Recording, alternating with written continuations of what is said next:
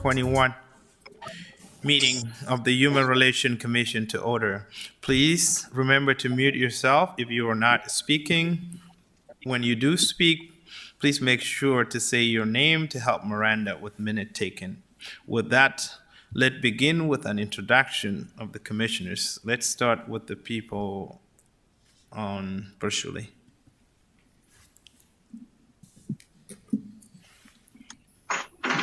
This is Cody. Sorry, Vice Chair. Leticia Hellerud, Commissioner. And I'm Matur Alir, the chair. I'm Barry Nelson, Commissioner. And we have Hamed on the phone. Ahmed Chill, Commissioner.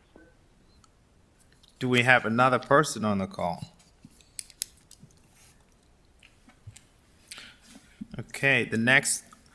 Mr. Chairman, John Strand from the City Commission online as well. Thank you, John. Carolyn just texted me saying that she couldn't find a link, so if that could be emailed to her really quick, that'd be fantastic. Sorry. Okay, thank you. The next item is to approve the agenda. Can I get a motion to approve the agenda? So move. Can I get a second? This is Cody. I second.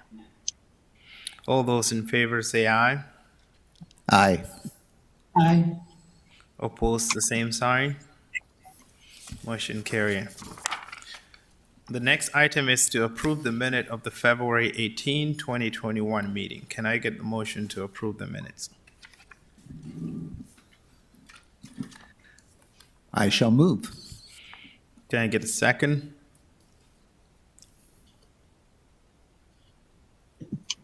This is Cody. I second. Thank you, Cody. All those in favor say aye. Aye. Aye. Opposed, the same sign. Motion carried. The next item is public comment. Those who wish to address the Human Relations Commission must use the sign-in sheet. The speakers must state their name and will be limited to 2 minutes.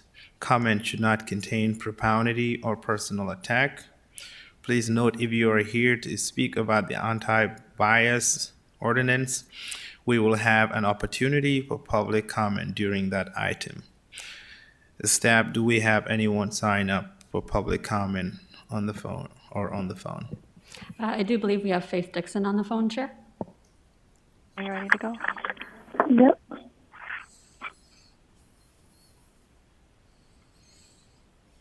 Okay.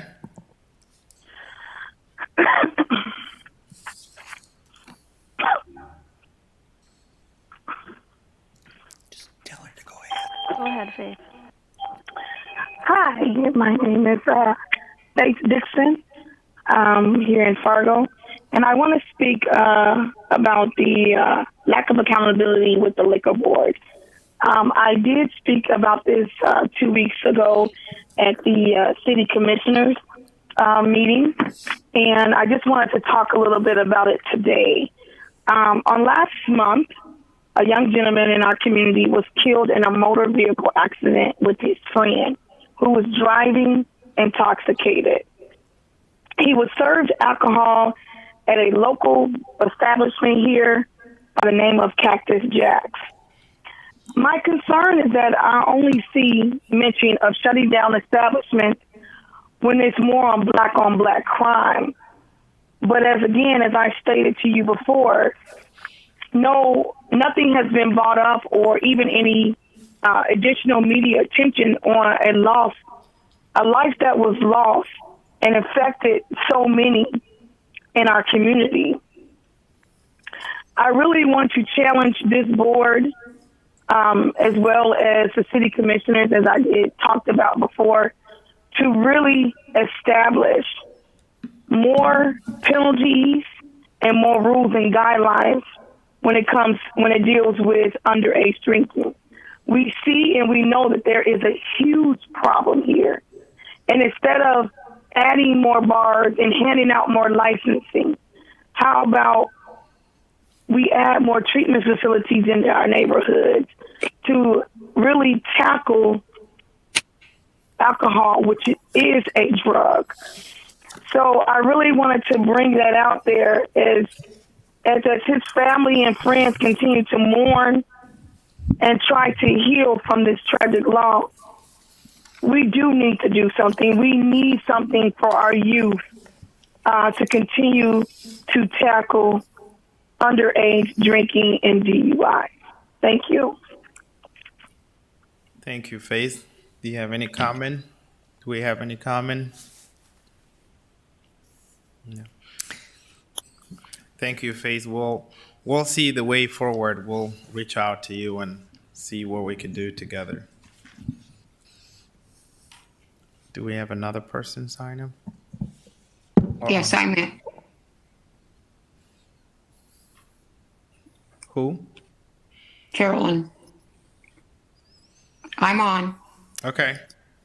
Welcome.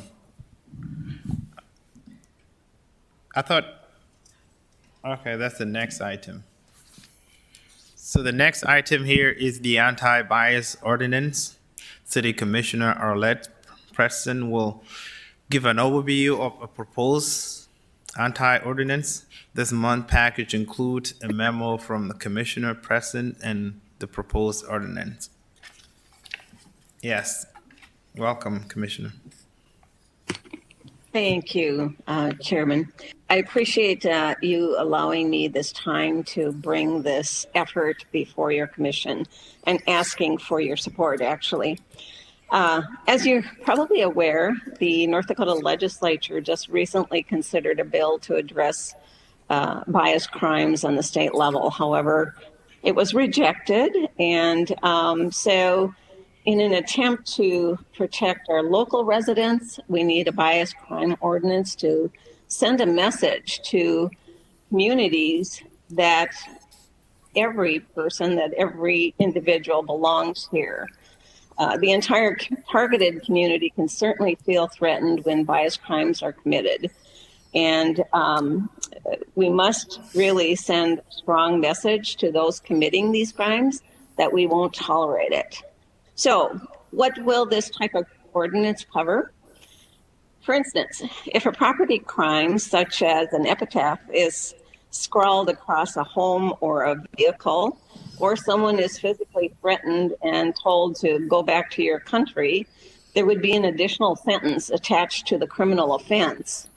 Just as importantly, we need to acknowledge what these offenses are and track them to get a full accounting of what's happening.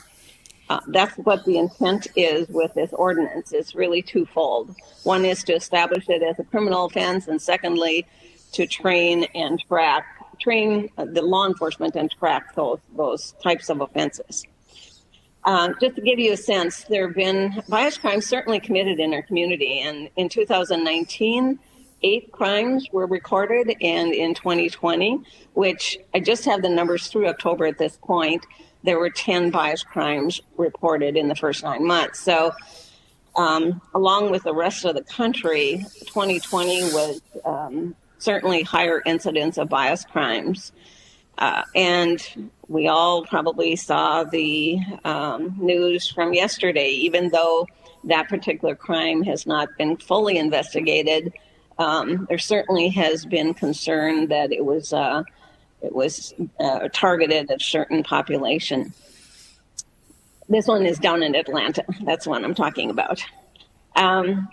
So at this point, we're truly assuming that these types of bias crimes are probably underreported. People don't know necessarily how to report them, and at times they may not just be recognized by the police department. So this ordinance will require training, which and then also requires reporting of the crimes.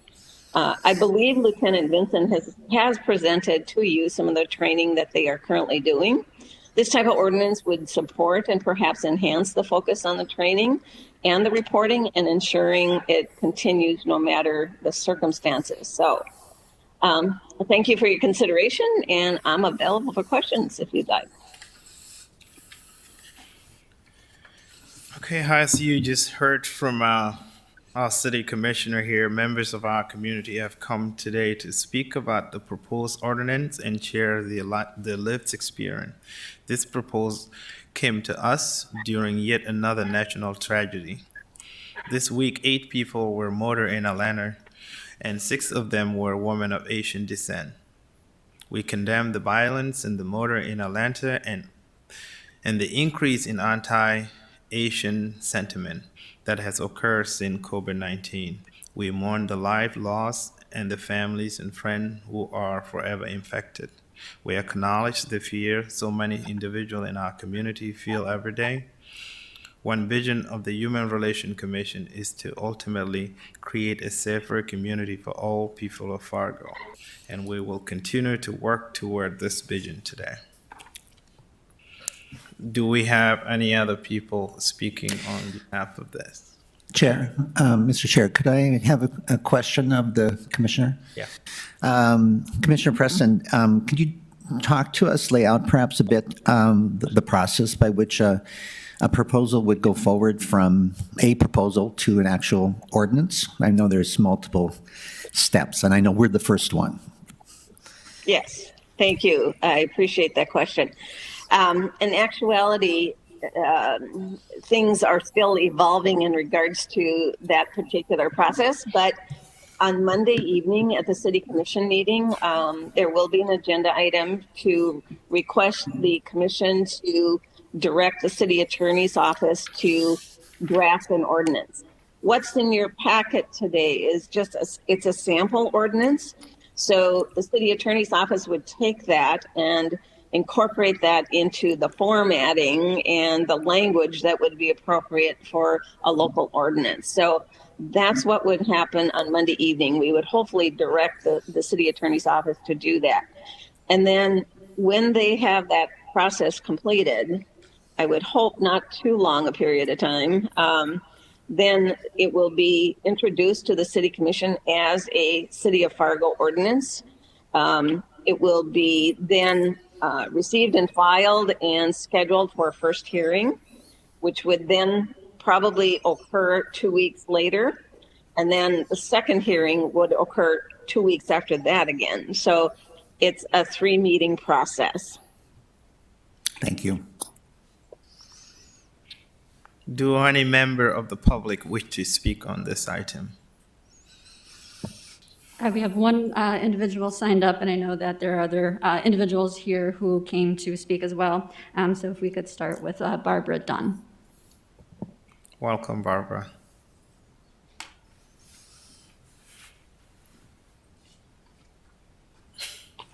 Is this it? Is this it? I believe so, yep. Yeah. Hi, I'm not a public speaker, so you have to excuse me. I'm really nervous.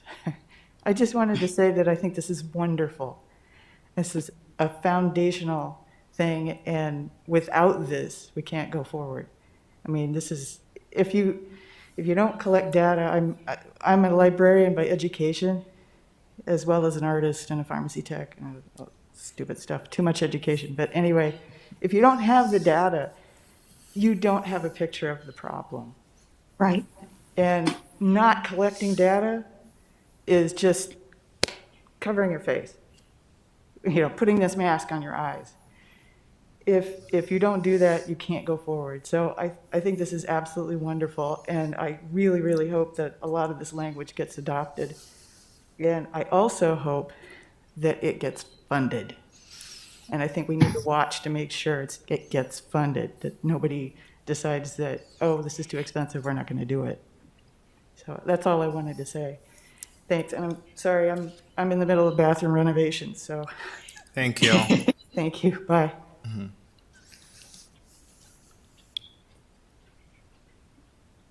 Do we have another person? You can use that Yes, we have someone walking to the podium right now, for those can of you use that joining one. us virtually.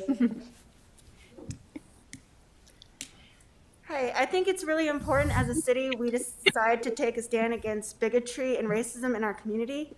And I don't believe that's possible unless we take the time to acknowledge and put a light on what's going on in our city.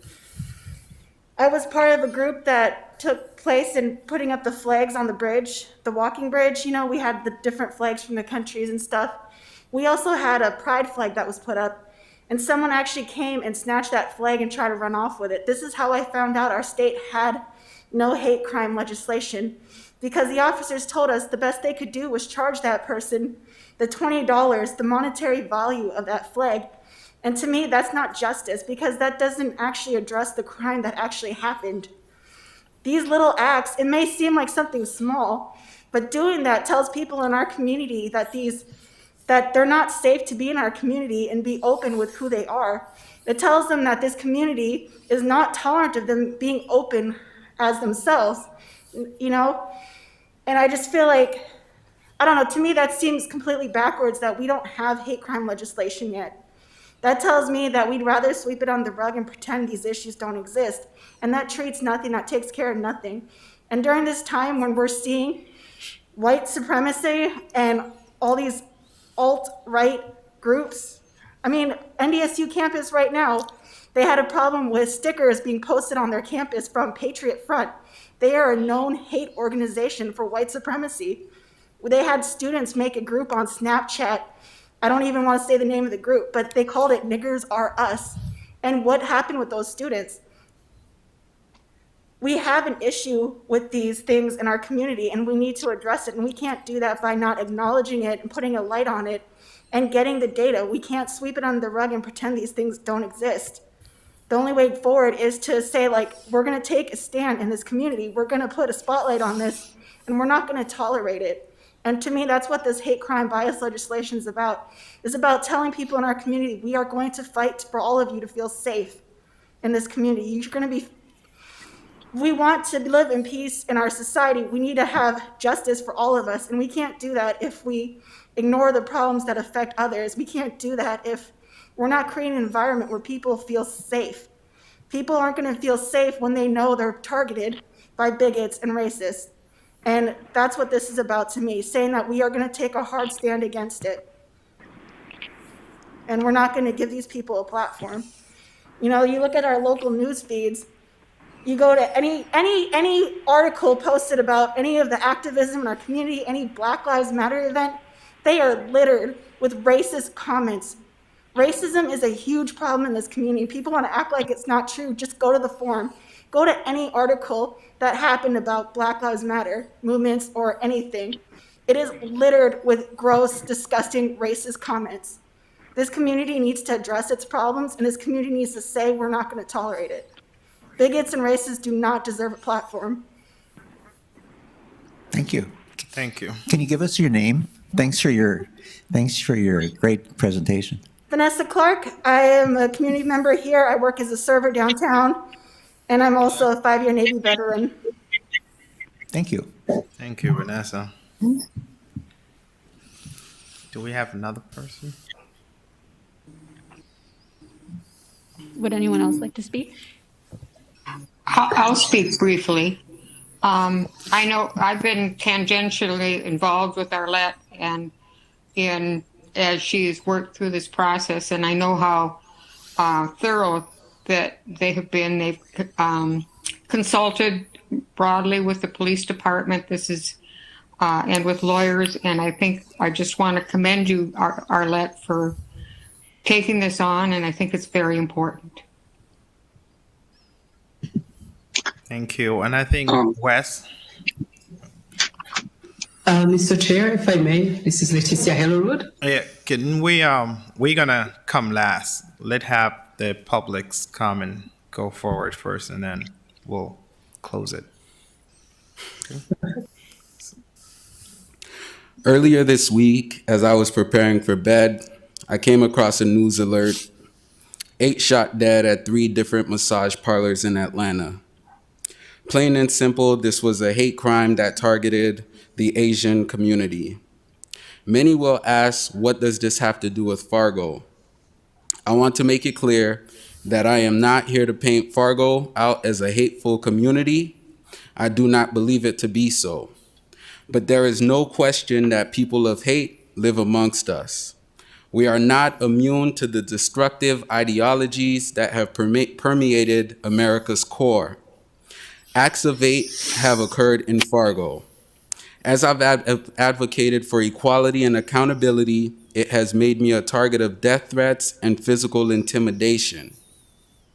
Paco Lopez on May 30th of last year was struck by Michael Griffin and carried for 3 blocks at speeds of excess of 40 plus miles per hour. It would be a stretch to say that we are being proactive at this point. We have not done our best to condemn hate in this city, but a hate/bias crime ordinance is a great start. Setting an expectation that Fargo PD will take our complaints seriously would be another step. 5-6 months ago, I received multiple death threats. I've filed police reports, and till this day, I have yet to hear back on any kind of a follow-up or any action taken by our police department, which shows that they are not taking these things seriously. There is nothing to put my mind at ease that I am protected from people in our community that would wish to do me harm. After Paco Lopez was struck by Michael Griffin, every single leader in this community spoke about the riots downtown, but not a single one of our leaders spoke out against the hateful act of Michael Griffin. I want to make it clear that we are not here because of Arlette Preston. On May 25th, a black man in Minneapolis by the name of George Floyd had a knee on his neck for 8 minutes and 46 seconds. He would lose his life. On May 30th, 5,000 people marched through these streets, risking their lives to say that Black Lives Matter. That's why we are here. On June 5th, I stood in front of 4,000 plus people at Island Park, which I call Justice Island, and I said that we don't have any hate crime protections.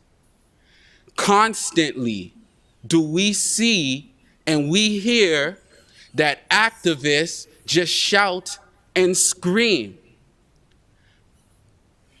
Barry Nelson approached me about a hate crime ordinance. Ruth Buffalo approached me about hate crime legislation. We cannot marginalize marginalized voices in the process of claiming to do things for the Black and BIPOC community.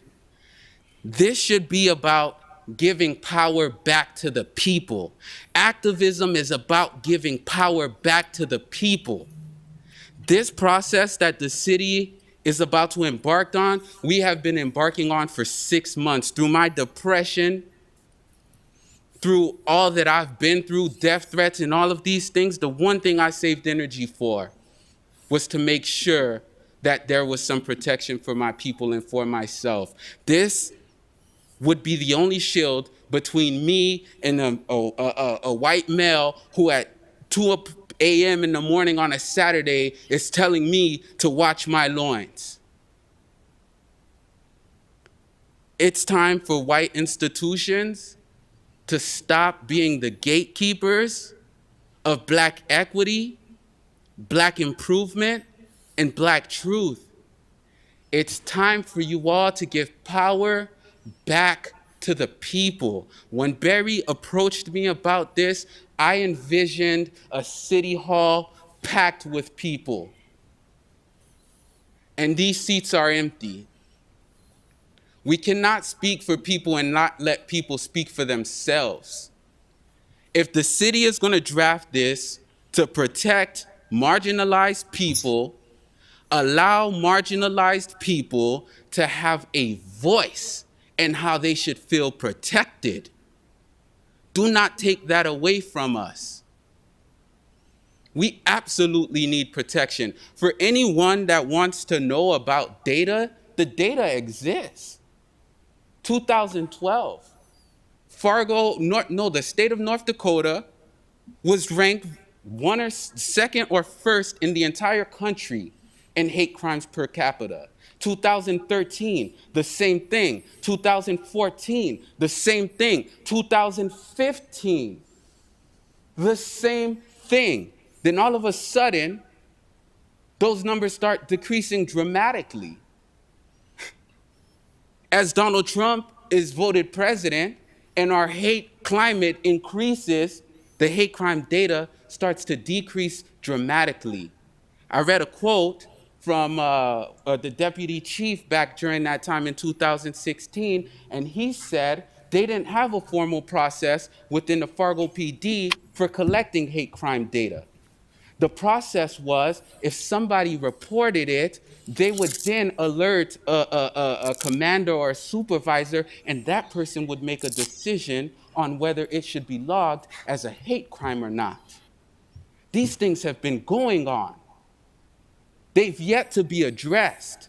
And so I don't want there to be any illusions whatsoever that all of a sudden the city is doing something to address this when it's been going on for over 10 years. It took a black man dying, and it took a black man speaking up. And no matter how much I've tried to speak up and ask my voice to be heard, during this process, I've continued to be marginalized. The one thing I wanted to do was to speak up and make sure that our people, all the activists, all the BIPOC people in this community that continue to take loss after loss after loss, we have no wins, just a chokehold ban with an exception, that when this came forward and that we would get this approved, the people would feel like they played a role in it. The people would feel like it was them who got the win, not just one commissioner. So if we're gonna do this, this needs to be done right. Thank you, Wes.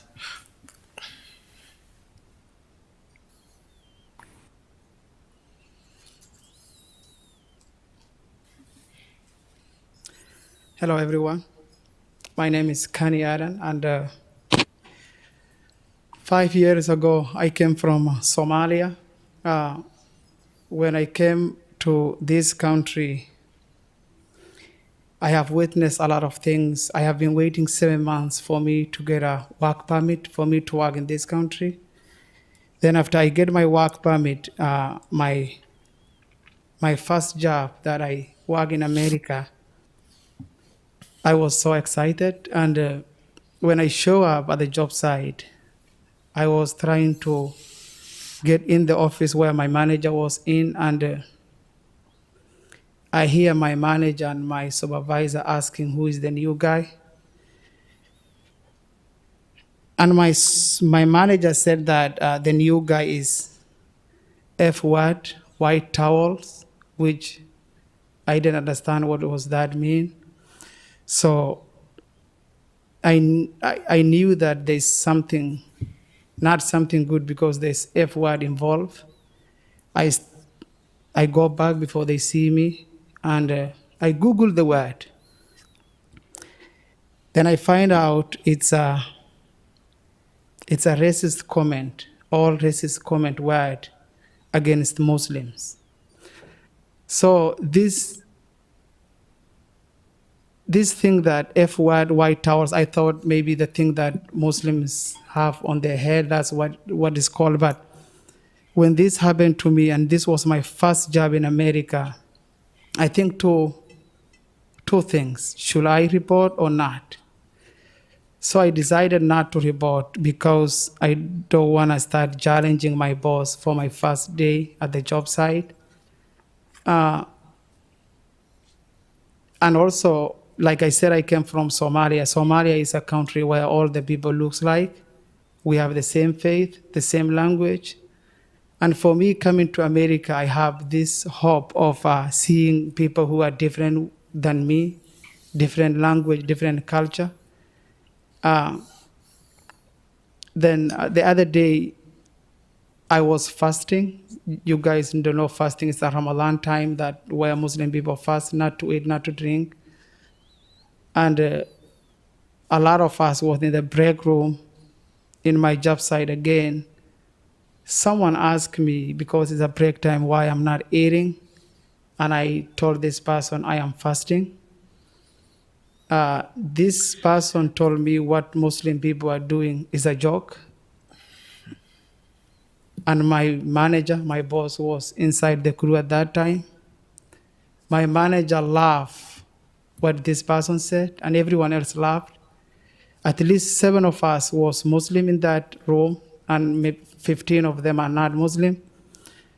All these are happening to me at the job site, where I was supposed to feel comfortable to work. And I am a community leader. I have witnessed a lot of things happening through my clients. I am sharing these examples that happened to me specifically because it happened to me. And the way that I handle them is different than the other people. Most of them, they learn from me and they do better. But also I have witnessed a lot of my clients that getting a lot of violations from their landlord, from their supervisors.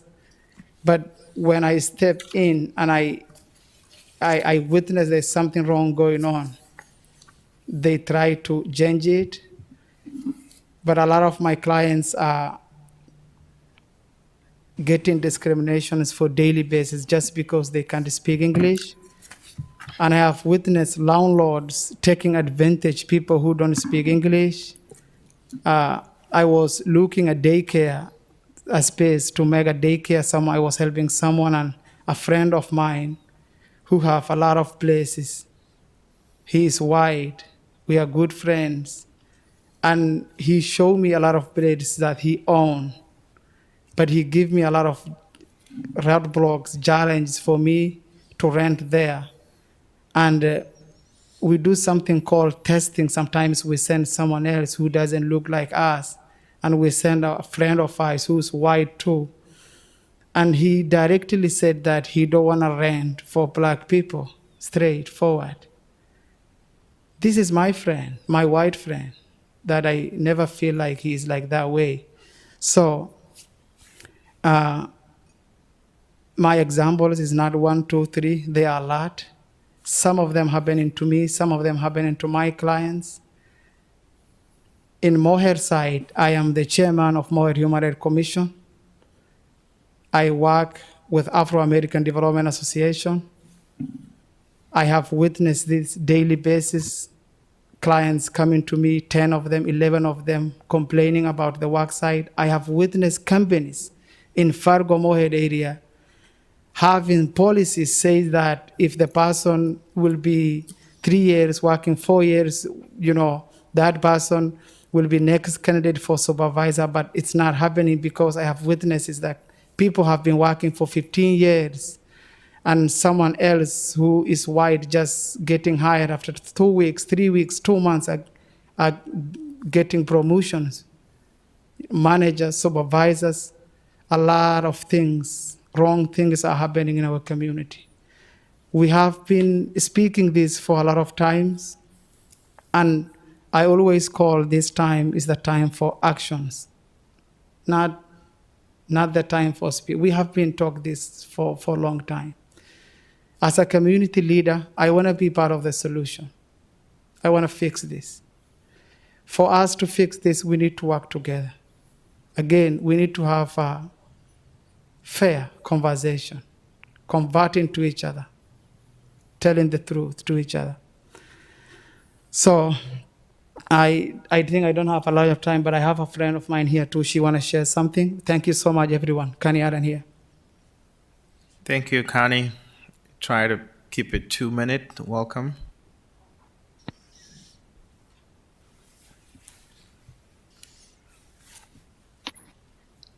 Hello. Hi, everyone. Sorry I'm late. I was invited a long time ago, but I was just running late. I'm here basically to talk about when it comes to apartments, a Goldmark, where I experience a lot, and a lot of African people like me experience a lot. I have moved to Goldmark about 2 years ago on March 2nd. And when I moved there, everything was okay. And ever since that, we experienced a lot of racism. I mean, you can call about broken closet today. It's been 2 years. They haven't fixed my closet, and I'm still like facing, not only me, I have a couple like East African, Nigerians, Liberians that if you complain about something, they don't treat you, they don't take the words, they don't even value who we are, they don't take us serious. For example, I asked them to fix my closet about 2 years ago. My closet is still not fixed. Few months ago, like 2 months ago, they tell me like I haven't paid my month, like August 2020. How were you able to stay a place that you have not made a payment? I have a receipt that I showed them from the bank. I paid it through online. I want them to actually show them I paid August. How do you let someone live in your house that they haven't made a payment from 2020 to this day? That does not make sense to me. And that's not only me, that's a couple other people that are going through it. Our biggest problem right now, I think the community has, is when it comes to, I haven't seen another apartment. I've seen a Goldmark treat people like a dogs. That is not right. I don't think that should be, there should be a call up, because everybody is here to pay their rent. I pay my rent, the other person pay rent, we should be all treated well. And I have a lot of us are not treated well. When we pay rent, actually, Goldmark had, since I lived there, they had 17 employees. They are all fired, each one of them. Every 2 months, they have a new employee. It's hard to keep a track. When you employ 17 employees in a year, how are they supposed to keep you like a track? And they telling you haven't paid because they keep employing people and firing people, because I feel like they don't even know what they're doing. There's a lot of racism when it comes to apartment. Some of my people cannot get an apartment due to the colors due of Section 8, or some of them have Section 8, but they can't get apartments. They can't get the houses they want because they're African or whatever the situation might be. So I wanted to raise the issue when it comes to the apartments, how we get treated, how we apply for something, basically saying come fix things. And it's been 2 years, my house still broken, the class is still broken, my office still broken, it hasn't been fixed. But when it comes to the payments every month, they have the letter on the door saying that if you don't pay within 2 days, you get infected. But the simple thing, when it comes to a closet, it's been 2 years, and it's not only me. There's a lot of the building that I live, a lot of people that's been facing the same issue. It's been 2 years that I've been asking the same issue. For example, me and a friend of mine who lives next door, we've been asking the same thing.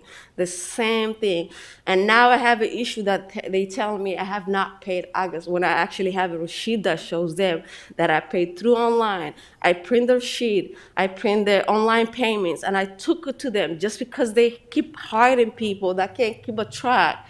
And those are the things we have, and those are the racial issues we have. And I would like if anybody get involved, especially when it comes to Goldmark. Goldmark treat people like a dog. If a community can get a hold of anybody that works at Goldmark and come along with us and help us when it comes to the issues about apartment with the community that lives here. We pay taxes just like everyone else.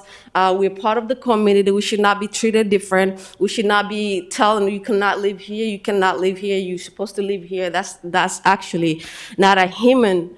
That's not a humanity. So I just wanted to raise that issue that when it comes to the apartment, we have a lot of issues. I just moved here from Fargo, and Fargo has a diversity when it comes to cultures.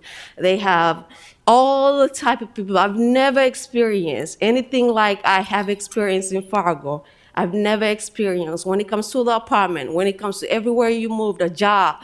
I should be qualified to get a job. I applied a job that few of my friends, that's actually white. She got the job, and me and her had the same papers, same everything.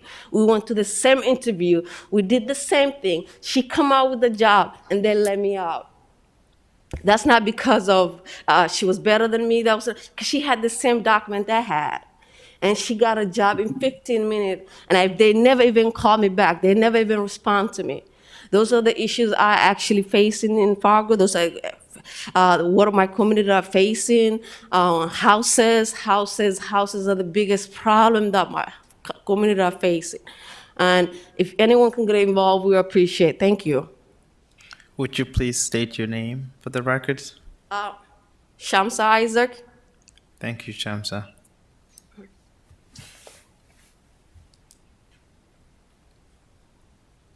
Any other speakers? Do commissioners have any question or discussion? Letitia, you were about to say something. Yes, thank you, Chair. And it's not a question. I just wanted to chime in briefly. I think we may be out of time, but I wanted to speak a little bit on an issue that's very personal and very sensitive. You know, basically, it's, I may even be at loss of words, but this is very real. This issue around hate crime in this community is real, and has even become worse in the past 4 years. So I want to really emphasize, if I don't give specific examples right now in this meeting, I simply would like to emphasize the importance of such an ordinance for a city as diverse as Fargo. And I really would like to work with Commissioner Preston and anyone else who is committed to making sure that this ordinance passes.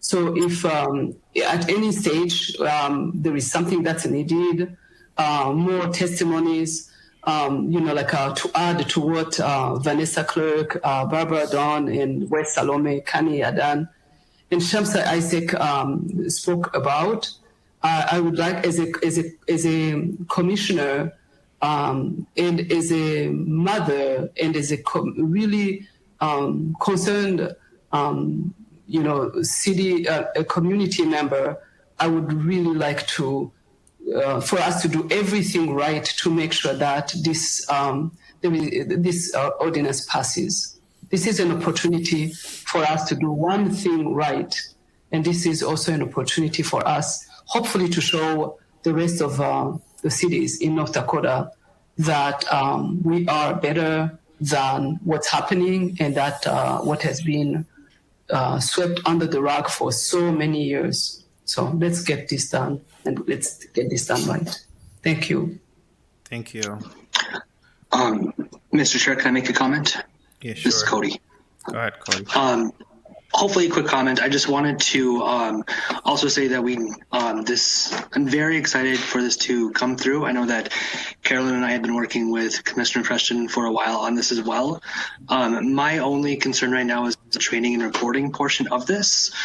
And I think that when we're doing this, this needs to be, I don't know how to work with the police department or any other departments on it, but I just know that it needs to be expanded upon. And because it, like it says, developing best practice guidelines for the proper identification, et cetera, et cetera. And I just want to make sure that we are also honing in on where those guidelines are coming from and ensuring that we're bringing in those communities to tell us what needs to be in there as well.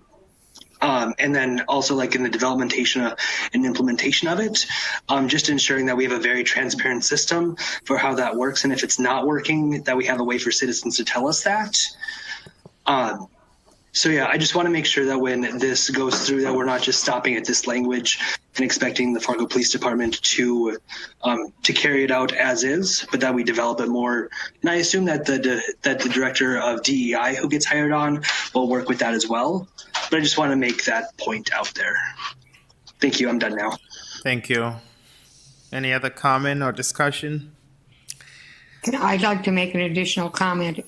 A point I just want to reiterate that was made up earlier is also that we pay attention that to budget money in the budget to make this happen. The training and everything costs money. That's all. Thank you. Barry? Mr. Chair. I think I've echo what Letitia has said. I've been working on hate crime in the area since most recently 2017, and I'm somewhat embarrassed to say that in all that time that it's taken this long to get to this point. But during that time, there have been many, many examples of hate crime occurring in our community, and I won't take time to reiterate what those many examples have been. I think the biggest thing I addressed was that we didn't know what to do. We just didn't know what to do with it, and I think this is what's this ordinance would reflect a motion as far as how do we treat when hate crime comes to our attention. I think it's been really reassuring to me. I worked with the group at the state level, and we had a meeting with many representatives of law enforcement from around the state. Law enforcement welcomes this kind of clarity and this kind of support. I think that's great. It shows that we can be working together. I would just conclude this is not a law enforcement issue. It's not an issue for members of communities of color, LGBTQ plus community, our trans community, our indigenous community. This is a community issue. We all have a part in that. I think we as a commission need to define what our role is. I think Commissioner Preston has challenged us that we will be a very active part of this going forward. And so I really welcome this. I really thank people who came forward to speak today in support of that. And I'm wondering if we would be entertaining a motion at this point. Thank you, Barry, and thank you, everyone, and Commissioner Arlette for coming forward. This is an important agenda, and can I get a motion to support the anti-bias ordinance presented by Commissioner Preston and to recommend its approval to the city commissioners? Question on that real quick. If we're doing that, that still leaves room to make this bigger though as well, correct? Correct. Does that make sense? You want to pitch in, Commissioner Preston? Yeah, if I could. So the city attorney's office will actually put the language together. So yes, Cody, there would be ample opportunity to help shape that language. And, I'll make sure that there's that opportunity. Okay, thank you, Commissioner Preston. I've motion to approve this. Okay. I'll second. Okay, thank you, Cody, and thank you, Carlin. All those in favor say aye. Aye. Aye. Opposed, the same sign. Motion carried. The next item is the Executive Committee Nominating Committee. Under the HRC bylaw, the term of the chair and the vice chair are for 1 year. The chair and the vice chair may both serve up to 2 consecutive terms. Myself and Vice Chair Cody were elected at the July 16, 2020 meeting. We are looking to form a nominating committee for the Executive Committee. Caroline V. Crabb has volunteered to serve on the nominating committee. Are there any other volunteers?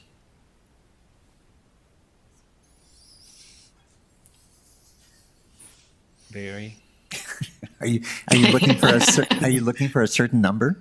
You're the only one here. One is fine. Can they do that together? That'd be awesome if they could do that together. Yeah. Are you asking if we can work together? Yeah. Heck yes. I would be willing to work with Carolyn on the nominating committee. Thank you. Can I get a motion to appoint Caroline and Barry to serve on the nominating committee for HRC Executive Committee? This is Leticia Hillroad. So moved. Thank you. Can I get a second? This is Cody, a second. Thank you, Cody. All those in favor say aye. Aye. Aye. Aye. Opposed, the same sign. Motion carried. Lieutenant George Benson will provide an update from Fargo Police Department. This update will include follow-up on the Fargo Police Department vision, missions, and value statements. Lieutenant Benson will also introduce the new Fargo PD liaison to HRC. Thank you, Mr. Chair. Before I continue on with the vision, mission, values, if I may, I'd like to just make a quick comment about some of the things that were said here today with the public and some of the concern that we have. And we share that concern and alarm for nation events that have happened recently. It's, as we've discussed here before, unfortunate that people have to be victimized because of who they are, what they look like, and what they believe in. And that's something that, that needs to be worked on. And one of the things that we're working on, as has been mentioned, is that refresher training on the bias crime that we've completed within the police department, just to identify what a hate crime is, how we accurately report that, and how we accurately report those statistics to the state and federal government. Having recently completing that training, we're looking forward to a implicit bias training next month. The reason that's important, some of the training that I've attended in the past related to implicit bias, is not only does it give me a reminder of how my brain works and that we all have implicit bias, but also it gives us the opportunity to think about how the brain of the people that are calling us for service works. And sometimes people aren't necessarily calling us for the right reasons. Additionally, the Fargo Police Department is having officers stop by businesses, organizations, and homes that are owned by Asian Americans starting today, so that we can properly educate, open a line of communication, make those folks feel safe in their community, and give them tips about how they can make themselves safe as well. And that's an effort that we've undertaken starting today. And then also we are encouraging everyone to report any type of incident that they feel is a part of a hate crime or a bias to the Fargo Police Department, so that we can work together to solve that, to get to the bottom of it. Having heard some public comments here today about one person saying that they decided not to report an incident where they were victimized. And we really want to empower our citizens to work with us to try to get to the bottom of those incidents, so they're investigated and reported properly. Lastly, I want to wrap this short message up with just saying that all of this flies in the face of what some of our values are, which I'll show you next. Fairness, respect, guardianship, and diversity are all values the Fargo Police Department embodies, and the incidents that we're talking about here today fly in the face of those, and we stand ready to work with the community as a part of the community to improve the situation and quality of life for everyone. So as I transition into an effort that Chief Zabolski started when he got here, I'll just quickly frame this. A vision and mission and values for our department kind of defines who we are, what we believe in, and what we strive for. And the chief commissioned a committee within the police department where employees from different areas of the police department came together to discuss and come up with what our vision, mission, and values are. That committee presented it to the entire department, who voted on a result. We have chosen our vision, mission, and values, and this video that I'm about to play summarizes that effort.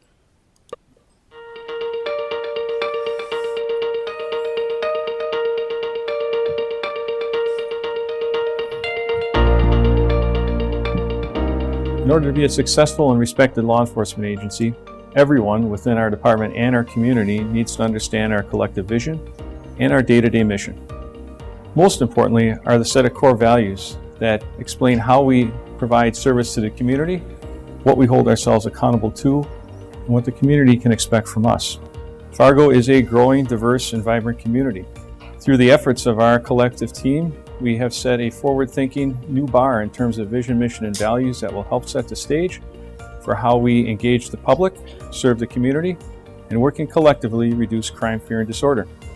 I'm very proud of the work of the department members that put this together. I'm sure you will be as well.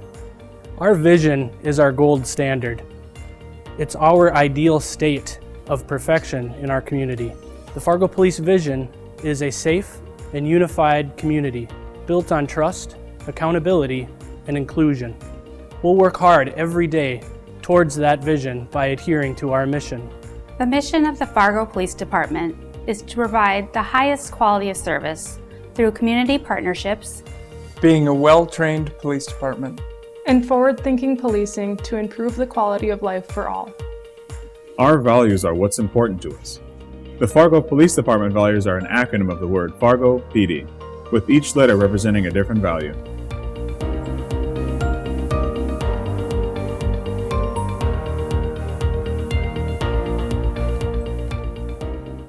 FAIR. We are committed to provide unbiased services to all members of our community. Accountable. We take responsibility for our actions and are responsible for holding the community accountable. We are mindful that we answer to each other, the department, and most importantly, the people we serve. Respect. We believe all human life has value and deserves respect.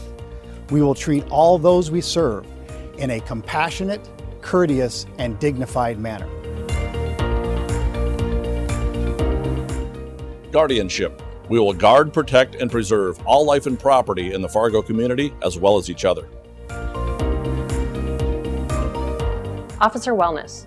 In order to provide the best possible service to our community, our officers need to be mentally and physically healthy, both at home and in our professional role as police officers. Professional. We demonstrate professionalism by being accountable, competent, and character-driven in our role to safeguard the community. We strive to implement the latest technologies and law enforcement practices to give our community the best service possible. Diverse. We recognize that our community is very diverse. Our department strives to be inclusive of all cultures and backgrounds while committed to being impartial, unbiased, and respectful to all our citizens. As you can see, the establishment of our vision, mission, and values was a collective effort across the entire department team. We are committed to these guiding philosophies and principles and take them with us every day when we go out into your neighborhoods. And we very much look forward to working collaboratively with you for greater prosperity and safety as we work to transition a very good department and city to a great department and city. Okay, and I'd like to pause there for any questions or comments. That was great. Well done. Nicely done. Okay, thank you for that feedback. That's something that we feel strongly about. That's something that we'll work hard towards every day, working in neighborhoods going forward, and certainly something that's important to our community at this time. So, barring any questions or comments, I'm going to move on to the next part where I introduce Lieutenant Offelt. So, as many of you know, I will be reassigned to the Professional Accountability Unit within the police department, and because of that, the community engagement team will need a new police commander, and that commander is here with me today, Lieutenant Bill Offelt. Lieutenant Offelt has been with the police department for quite some time. I'll allow him to introduce himself. I want to say that it's been a pleasure to be a part of such an important process within our city. I want to congratulate and empower the commissioners that serve on this board due to the importance of the issues. So thank you for that. Thank you.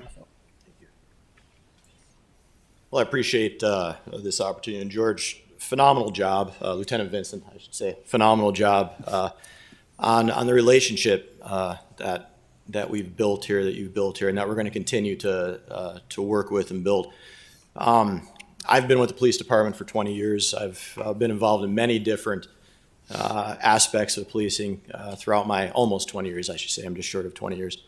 Most pertinent to this group and to this position is in 2015 when I was promoted to lieutenant, I was tasked with forming our community trust officer group, which we started with the mission of reaching out not only to all communities in our city and in our metro area, but also reaching out to the children in those communities. That sense expanded. Lieutenant Vincent took that over in 2020 and took it to the next level. And so, looking at actually very happy to be back working in that realm of law enforcement and in continuing to build trust with our community with this group and continue to provide transparency between our community and our organization. And so we'll be taking a little bit of, I don't want to say a different approach, but our group is expanded. We have multiple supervisors in our group and multiple officers in our group. And so looking forward to seeing how that group now fits into this process and who will continue to move on with different commissions and committees in the city. We have some familiar faces that will be working with us. Of course, our community, our cultural liaison officer, Officer Kempf, who I'm sure most of you have met, along with Sergeant Mike Bernier, who you saw in this video, and then Sergeant Chrissy Jacobson will continue to work with us as we are a community engagement team. So I don't want to take up too much more time. I appreciate the opportunity to be part of this group and to continue in partnership. So any questions for me?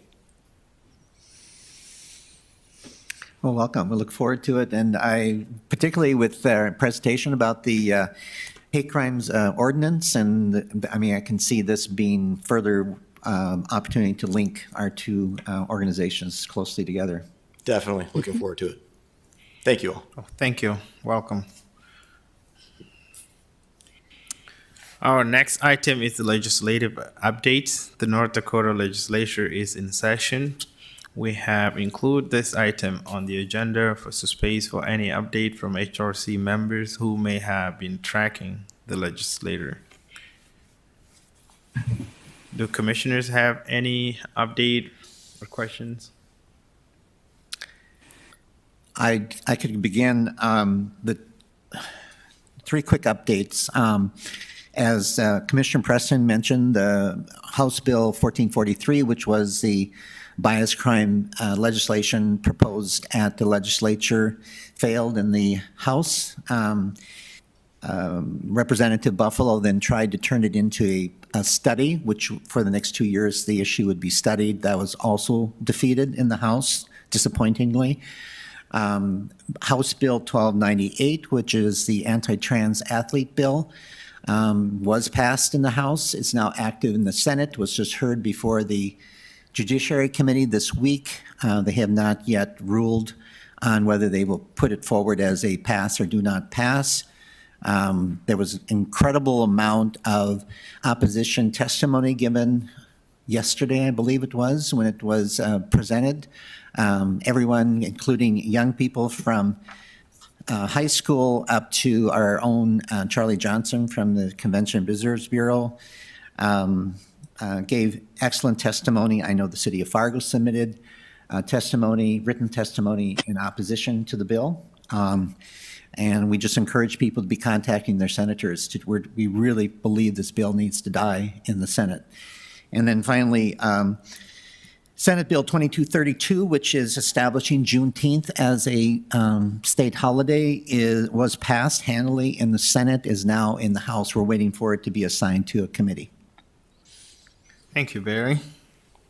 Any other update questions?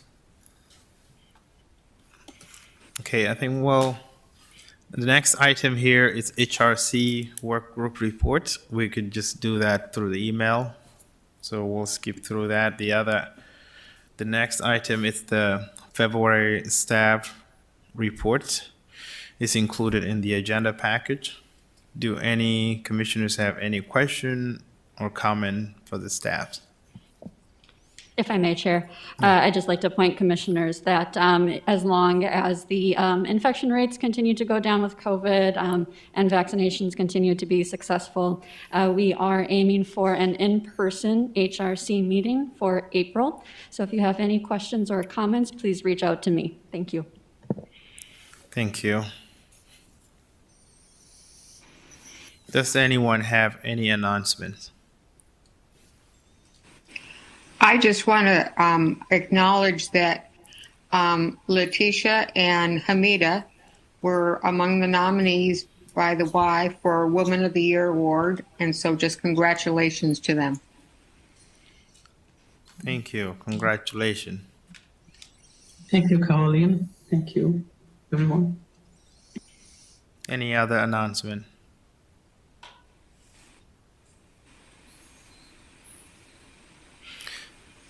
Okay. Any other business? Hearing none, this meeting of the Human Relations Commission is staying adjourned. Our next meeting is scheduled for April 15 at noon, and it will be in person. Thank you and have a good day.